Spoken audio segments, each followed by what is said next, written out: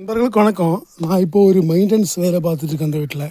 இந்த வீட்டில் பார்த்திங்கன்னா ஒரு முக்கியமான விஷயம் என்னென்னா, இப்போ நம்ம இந்த பக்கம் வந்து மண் வந்துட்டு 2வது போட்டு வரோம். அதாவது முதல்ல போடாமல் 2வது இந்த பக்கம் இடித்தப்போ கொஞ்சம் லெவல் பண்ண வேண்டி மண் போட்டு வரோம். அந்த காம்பவுண்டு ஒட்டிய சைடு இந்த சிமெண்ட்டு கட்டை சிமெண்ட்டு கட்டை தான். சிமெண்ட்டு கட்டையில் தேய்ச்சி விட்டதுனால இந்த மண் சேர்ந்து ஒய்ந்து வந்தாலும் பிரச்சனையே இல்லை. ஆனால் தேய்க்காமல் இருந்தால் பயங்கர பிரச்சனை. சிமெண்ட்டு கட்டை அப்படியே கொஞ்சம் கொஞ்சமாக பொடிச்சு போகும். இது என்னமோ நிறைய இடங்களில் தேய்க்காமல் விட்டுருக்காங்க. இந்த வீட்டில் பார்த்திங்கன்னா 2 பக்கம் தேய்ச்சி விட்ருக்காங்க. இந்த பக்கம் தேய்ச்சிருக்காங்க, இந்த பக்கம் தேய்ச்சிருக்காங்க. பார்த்திங்கன்னா மண் நான் போட்டு லெவல் பண்ணிகிட்டே போகிறோம். நாங்கள் ஒரு அடி ஹைட்டு கட்டுக்கு மேலே இவ்வளோ ஹைட்டு வந்தாலும் நமக்கு அதை பற்றி பிரச்சனையே இல்லை. கட்டு ஒன்றுமே செய்யாது. அதுக்கு ரீசன் என்னென்னா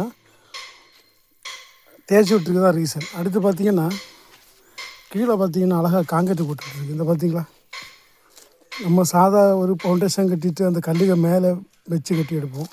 இதில் பார்த்திங்கன்னா காங்கிரீட் போட்டு விட்டுருக்கு. அதுக்கு மேலே சிமெண்ட் கட்டை கட்டி தேய்ச்சிருக்காங்க. அதனால் இந்த மண் இந்த சைடில் வர்றதுனால எந்த ஒரு பிரச்சனையும் கிடையாது. நல்ல அழகான எந்த ஒரு இதுவும் கிடையாது. அப்போது நம்ம ஒரு நிறைய வீட்டில் பார்த்திங்கன்னா வீட்டில் உள்ள கஷ்டத்தினாலேயும் பல புத்தினாலே சிமெண்ட்டு கட்டை தேய்க்காமல் விட்டுருக்கோம். என் வீட்டில் கூட அப்படி தான் இருக்குது. ஆனால் சிமெண்ட்டு கட்டை வேலை எப்போவுமே 2 பக்கம் தேய்ச்சா தான் நல்ல பலமாக இருக்கும். இல்லைன்னா கொஞ்ச நாளில் தன்னாலே பொடிஞ்சு போகும். எனக்கு வீட்டில் கட்டினதெல்லாம் ஒரு 20 வருஷத்துக்கு முன்னால் நல்லா கட்டாது. இப்போ உள்ள கட்டையெல்லாம் அந்த மாதிரி குவாலிட்டி இருக்கான்னு கேட்டால் அது கண்டிப்பாக கிடையாது. எல்லா இடத்துலையும் அவ்வளோ குவாலிட்டி வராது. அதனால் சிமெண்ட்டு கட்டை தேய்ச்சா தான் பலம். அதுவும் இந்த வேலையில் சூப்பர். மண் போட்டு வரோம். அதனால் எவ்வளோ மண் போட்டாலும் இந்த கட்டு நிற்கும், உடம்பு போகாது.